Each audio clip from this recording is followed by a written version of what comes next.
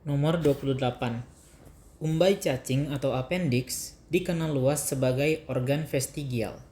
Jadi sebelumnya organ vestigial itu merupakan organ fungsional yang ada pada nenek moyang kita atau organisme terdahulu yang sekarang itu sudah mengalami penurunan fungsi atau bahkan sudah tidak terbentuk lagi. Beberapa contoh organ vestigial diantaranya itu ada musculus auricularis atau otot telinga. Makanya kalau kalian perhatiin sekarang itu ada beberapa orang yang bisa menggerakkan telinganya secara sadar, tapi juga mayoritas itu sudah nggak bisa. Itu karena masih ada beberapa orang yang masih ada musculus auricularisnya. Selanjutnya ada appendix vermiformis, umbai cacing. Di sini kita semua masih punya atau yang biasa kalian sebut usus buntu. Lalu ada juga os coccygeus atau tulang ekor. Nah, kita lanjut. Tetapi banyak studi membuktikan bahwa umbai cacing berperan dalam imunitas tubuh. Berikut merupakan suatu studi yang membuktikan hal tersebut. Dalam studi ini, mencit kontrol dan mencit yang umbai cacingnya telah dibuang dalam proses appendektomi atau pemotongan appendix dan dipaparkan dengan DSS, yaitu senyawa untuk memicu terjadinya kanker saluran pencernaan yang disebut colitis induced cancer atau CAC. Berikut merupakan data yang diperoleh dari studi tersebut. Oke. Jadi dari yang pertama di sini dia intinya ngebandingin antara mencit yang masih punya appendix atau umbai cacing tadi dengan mencit yang udah diambil appendixnya atau udah di appendektomi. Dan di sini ada 3 grafik utama ABC. Yang pertama ini untuk jumlah sel tumornya. Di sini jumlah sel tumor kelihatan ya, mencit yang sudah di appendektomi itu lebih tinggi jumlah sel tumornya. Lalu dari jumlah CD3 T cell di sini yang di appendektomi itu lebih sedikit, dan juga di sini untuk kadar CD8 relatif sama. Lalu di sini juga ada grafik D yang menunjukkan gambaran proporsi dari flora normal pada mencit kontrol dan juga mencit appendektomi. Kita masuk ke soal dulu. Gambar berikut menunjukkan morfologi kolon mencit. Kolon itu usus besar ya, dan juga appendix itu adanya di usus besar.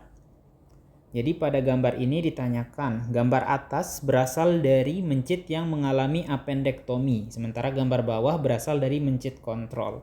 Di sini jawabannya benar.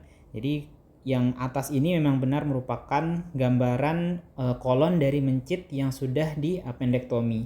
Jadi kita lihat tadi, pada mencit yang sudah di appendektomi, jumlah sel tumor itu lebih banyak dibandingkan dengan yang kontrol. Sekarang tinggal kita bandingkan. Dua-duanya ini dalam percobaan sudah diberikan senyawa yang menimbulkan kanker. Dan di sini tadi pada mencit yang sudah di appendektomi itu sel kankernya lebih tinggi. Dan juga kita udah sama-sama tahu kalau kanker itu merupakan pertumbuhan sel yang abnormal. Sekarang tinggal kita bandingkan mana di antara dua gambar ini yang tampak adanya pertumbuhan sel abnormal yang lebih tinggi. Dan di sini kelihatan kalau pertumbuhannya itu lebih tinggi pada gambar yang atas. Sini kelihatan banyak nih sel-sel yang tumbuh, tumornya itu. Jadi di sini jawabannya benar kalau yang atas ini berasal dari mencit yang sudah di appendektomi dan yang bawah kemungkinan yang kontrol. Kita masuk ke yang pernyataan kedua. Jenis sel T yang kemungkinan ditemukan paling melimpah di jaringan tumor CAC. CAC tadi yang hasil diinduksikan ya, tumor ke saluran pencernaan, adalah sel T helper. Jadi sebelumnya sel T dan sel B ini berperan penting dalam imunitas. Nanti kita bahas juga di nomor berikutnya. Yang dimana kalau sel B itu berperan melalui yang namanya imunoglobulin. Kalau yang sel T ini dia berperan melalui dua cara. Ada yang namanya sel T helper. T helper itu adalah sel T yang bekerja dengan cara mengaktifkan sel-sel lainnya. Salah satunya adalah mengaktifkan sel B. Kemudian ada juga yang namanya sel T sitotoksik. Sel T sitotoksik itu merupakan sel T yang bekerja dengan cara membunuh langsung ke arah sel-sel yang abnormal atau sel-sel yang terinfeksi termasuk sel tumor. Jadi kalau dinyatakan di sini jenis sel T yang kemungkinan paling melimpah pada tumor tersebut adalah sel T helper, itu jawabannya kurang tepat karena kalau T helper itu nanti lebih ke arah untuk mengaktifasi sel lainnya. Sementara kalau di sini yang pada area tumor itu lebih umum tanpa adanya sel T yang berperan dalam sitotoksiksitas. Jadi dia untuk membunuh sel tumor tersebut, sel T yang ada atau sel T yang bekerja adalah sel T sitotoksik, bukan sel T helper.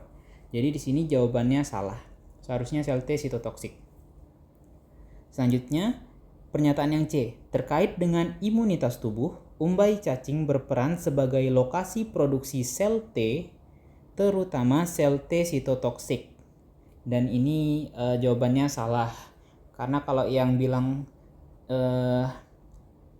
produksi sel T itu ada di umbai cacing itu cuma sebatas hipotesis aja.